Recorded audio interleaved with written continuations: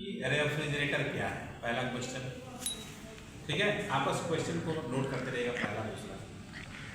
तो पहला question refrigerator क्या है, इसका उत्तर क्या होगा। रेफ्रिजरेटर एक ऐसा इलेक्ट्रिकल एवं इलेक्ट्रॉनिक, क्योंकि अब पीसी वाला ये रेफ्रिजरेटर है, डिजिटल रेफ्रिजरेटर, इलेक्ट्रिकल एवं इलेक्ट्रॉनिक उपकरण है जो अपने अंदर रखे हुए वस्तुओं की ऊष्मा को अवशोषित करता है और उस ऊष्मा को बाहरी वातावरण में निकाल देता है, जिससे वस्तुएं ठंडी हो जाती हैं। तो रेफ्रिजरेटर मतलब एक प्रकार से कहा जाए तो वस्तुओं की ऊष्मा को, यानी खाद्य पदार्थ एवं पेय पदार्थ की ऊष्मा को अवशोषित करके और उस ऊष्मा को बाहर निकालने का काम करता है। इसका दो फायदा है, एक फायदा हमको ठंडा सामान मिल गया और दूसरा फायदा ये हुआ कि जब सामान ठंडा होगा तो लंबे समय तक वो सुरक्षित रहेगा। ठीक है, इसलिए फ्रिज का इस्तेमाल हम करते हैं। तो ये रेफ्रिजरेटर का डेफिनेशन हो गया, क्लियर हो गया। एक क्वेश्चन हो गया, आप क्वेश्चन को मतलब बोलते रहिएगा। दूसरा क्वेश्चन समझिएगा, दूसरा क्वेश्चन क्या है, रेफ्रिजरेंट क्या है, आपसे पूछ दिया जाए व्हाट इज रेफ्रिजरेंट। आप कहेंगे रेफ्रिजरेंट एक रासायनिक पदार्थ है। रेफ्रिजरेंट एक केमिकल सब्सटेंस है, रासायनिक पदार्थ है। और रेफ्रिजरेंट की दो अवस्थाएं होती हैं, एक अवस्था द्रव की होती है जिसको हम लिक्विड रेफ्रिजरेंट बोलेंगे, दूसरी अवस्था वाष्प की होती है। ठीक है, अगर आप ऐसे समझ लें, जब आप इवापोरेटर कॉइल में जो गैस जाता है टेम्परेचर ट्यूब के माध्यम से ठंडा करने के लिए कॉइल को, तो वह लिक्विड फॉर्म में होता है, समझ में आएगा। लिक्विड फॉर्म में रहेगा, जब अंदर जाकर के कॉइल के अंदर प्रेशर ड्रॉप होगा तो फिर उसके टेम्परेचर को वह -25 डिग्री सेल्सियस तक कर देगा। तो रेफ्रिजरेंट वहाँ पर तो लिक्विड फॉर्म में है और लिक्विड फॉर्म में रहेगा, प्रेशर डाउन होगा तो टेम्परेचर डाउन करके आसपास की ऊष्मा एब्जॉर्ब करेगा, ऊष्मा पाकर के रेफ्रिजरेटर बदल करके वाष्प में बदल जाएगा। तो दो अवस्थाएं मिल गई ना, एक लिक्विड रेफ्रिजरेंट होता है और एक वेपर रेफ्रिजरेंट होता है। तो रेफ्रिजरेंट का डेफिनेशन आपको समझ में गया।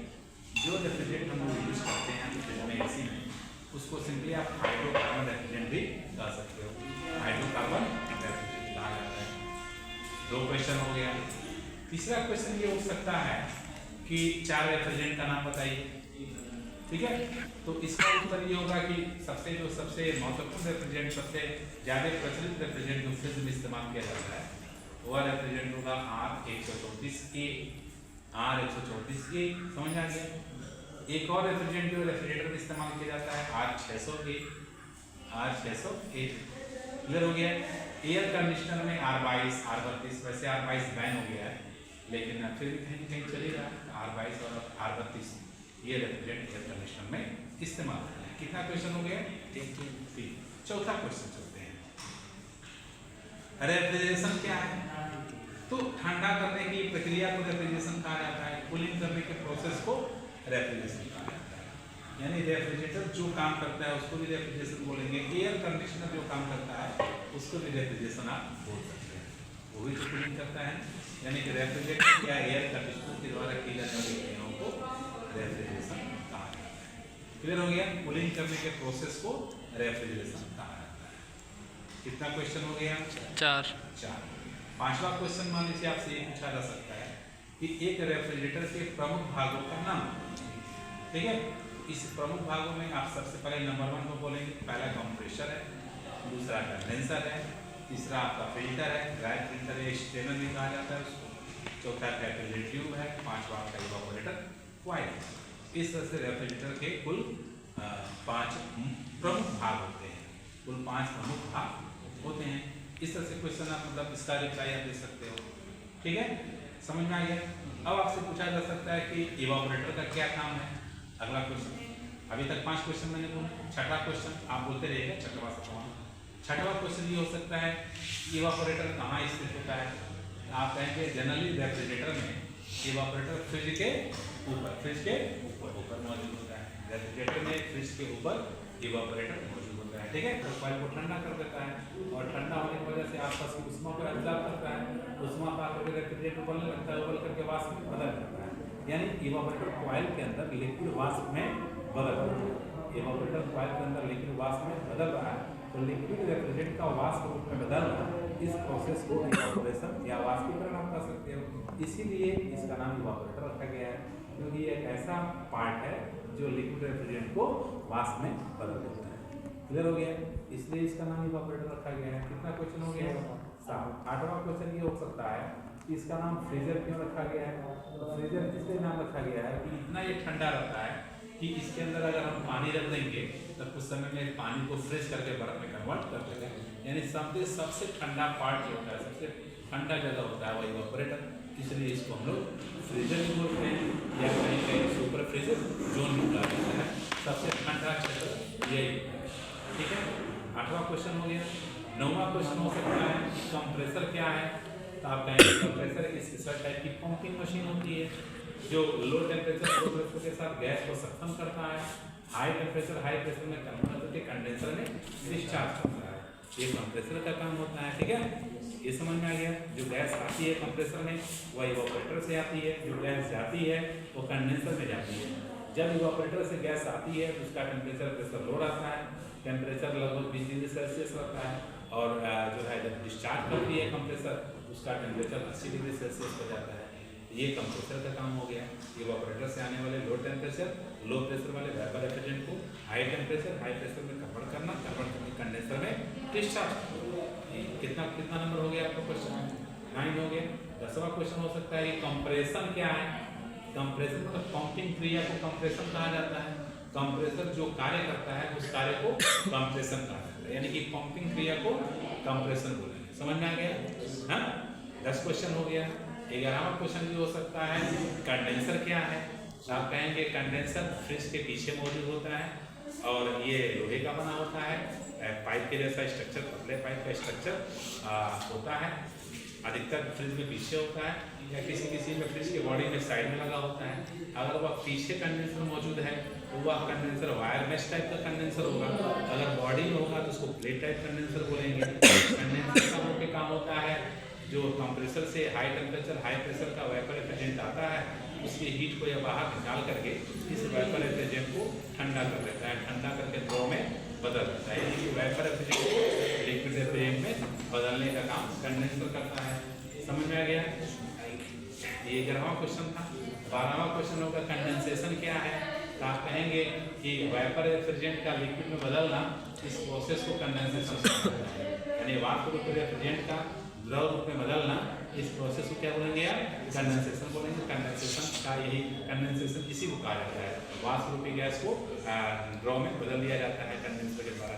क्यों बदलता है? क्योंकि बराबर उस पर हवा लगेगा। नेचुरल हवा, प्राकृतिक हवा लगती है।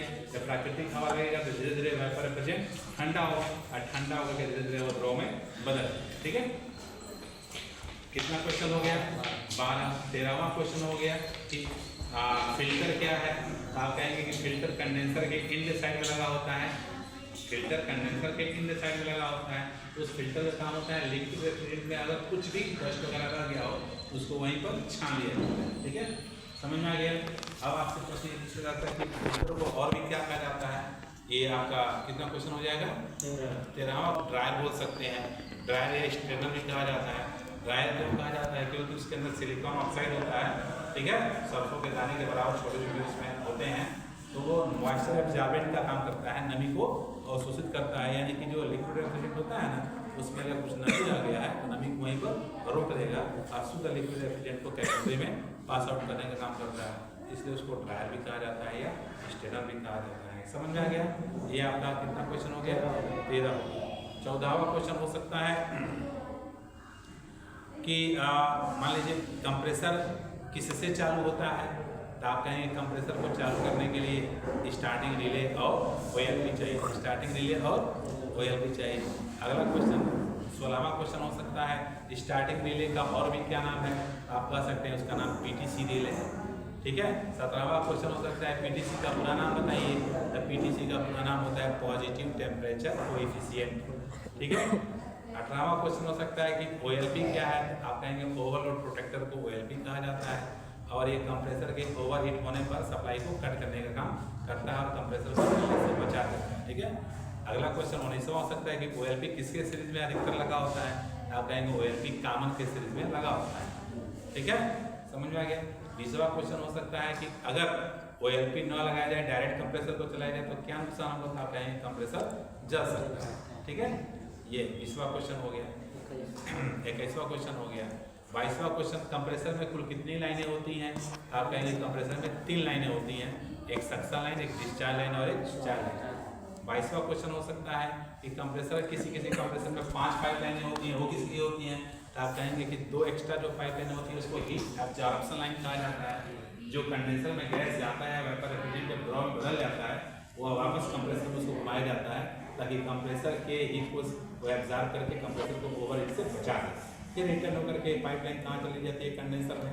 तो कंडेंसर को ओवरहीट से बचाने के लिए जो 2 एक्स्ट्रा पाइपलाइन होती है, एक इन और एक आउट होती है, जिसको हीट एब्जॉर्प्शन लाइन कहा जाता है, इसलिए 2 एक्स्ट्रा पाइप आपको दिखता है। समझ में आ गया?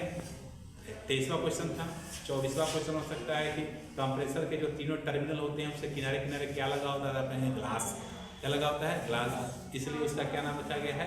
ग्लासमेटिक टर्मिनल। क्या बोलेंगे उसको? ग्लासमेटिक टर्मिनल। ये 24 क्वेश्चन हो गया। हाँ, 25वां क्वेश्चन हो सकता है कि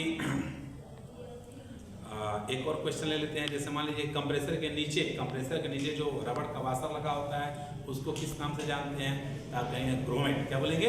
ग्रोमेट। इस तरह से मैंने आपको 25 क्वेश्चन का उत्तर और प्रश्न दे दिए। स्टॉप।